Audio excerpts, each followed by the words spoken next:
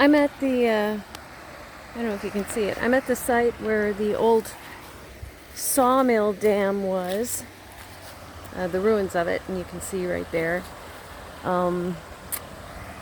Just a few months ago,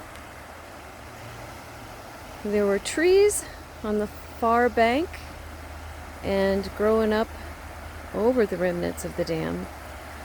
Not so much anymore. They've been washed away by the flooding, and you can see a huge pile of dead trees over on the other side.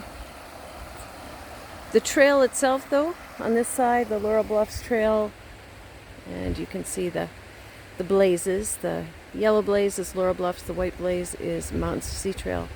We're up on the bluff, as the name would indicate, so not a lot of flooding up here, but oh, so much damage down along the river.